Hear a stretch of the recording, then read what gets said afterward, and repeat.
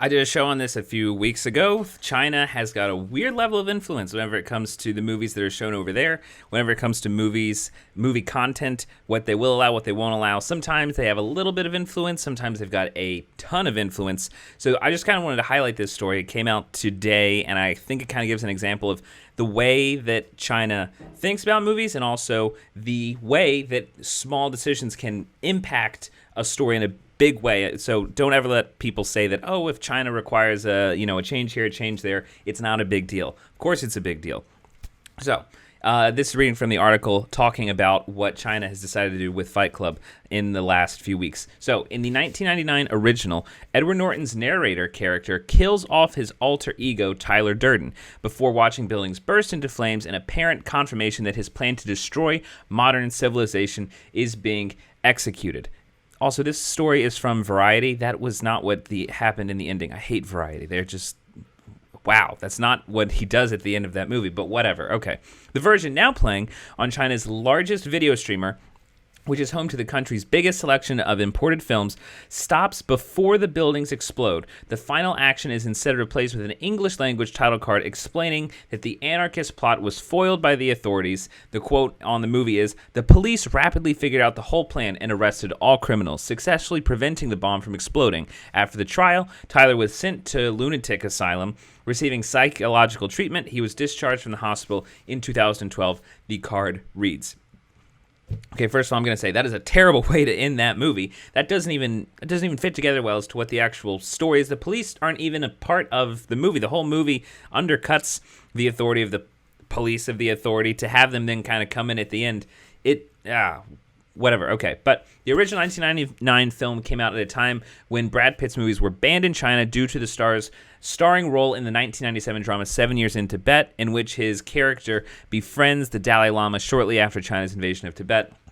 China blocked all of Brad Pitt's movies until 2016 with the release of the partly Chinese-financed movie Allied. So, first of all, Variety called this a win-win situation, saying that it is better for China to see 99.9% of Fight Club than to see none of it at all, implying that by changing the entire ending of a movie is the equivalent of 0.1% to the rest of what would be a 99.9% movie, which is asinine. Okay, look, it's not...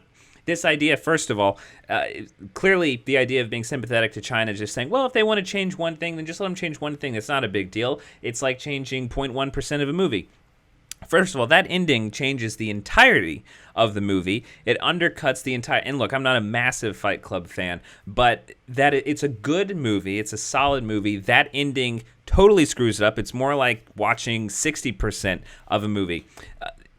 I think the important thing here is that nobody can deny that Hollywood makes movies specifically for China. That's what a lot of those Dwayne Johnson movies are. Things like Skyscraper or Rampage were specifically made knowing that no one in America is going to watch these, but they're going to do very, very well over in China. And sure, right now you can say, that's perfectly fine.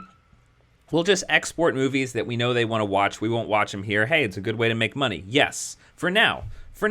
But China literally talks about how their goal is to build a filmmaking community that ends up overtaking all of the influence that all other other communities have, so that they can be the most dominant film community in the world. And I don't think we really want that. I think an example that we don't really want that is that in a movie like Fight Club, again, I really like the movie. I think that there are way better David Fincher movies. Some people have that as their favorite David Fincher movie.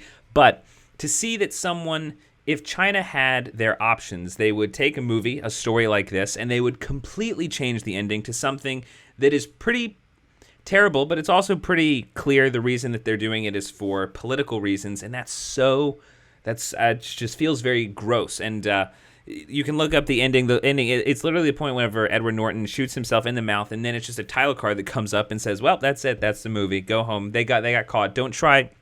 I love. There's a little bit of irony in there that's like, even Tyler Durden, in the end, he might be an anarchist, but he's still loyal to the party. He's loyal to the authority because he won't let this anarchist plot go through. He'll still make sure that at the end of the day, the party line is towed. Even Tyler Durden makes sure that the party line is towed.